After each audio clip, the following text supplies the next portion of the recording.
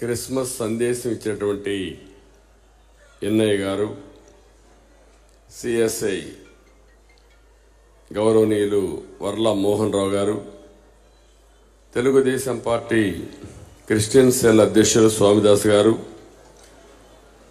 Christian minority finance corporation మాజీ chairman Maddirala many గారు, వేదికపై ఉన్న పెద్దలందరికీ,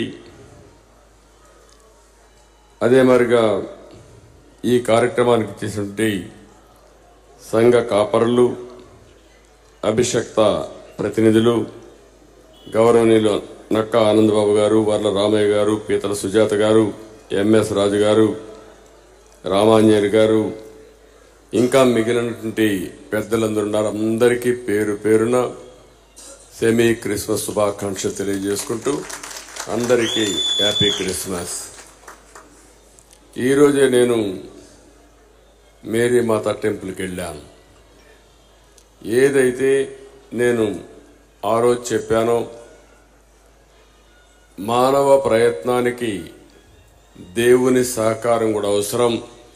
ఆ సహకారం కోరడానికే మానవాళి మంచి కోసం మేరీ మాత పూజలు చేశానని చెప్పి సందర్భంగా మీ అందరికీ తెలియజేస్తున్నాను. అయితే మన టెంపుల్ కూడా మేరీ మాత చర్చ్ చూస్తే దేశంలో అతిపెద్ద 2వ చర్చ్ ఇది. అది నా అదృష్టంగా భావిస్తున్నా. ఈరోజు నేను చాలా సంతోషంగా ఉన్నా. మేరీ మాత యొక్క ఆశీస్సులు మనందరికీ ఉంటాయని చెప్పి మరొక ఆశిస్తూ, ఈరోజు ఇప్పుడే ఎన్ఐ గారు చాలా స్పష్టంగా మాట్లాడారు. తమ్ముళ్ళు ఆపండి ప్లీజ్, బయట వాళ్ళకి ఆపాలి.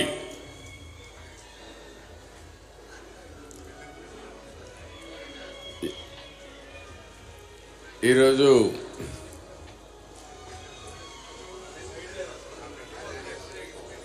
బయట అంటే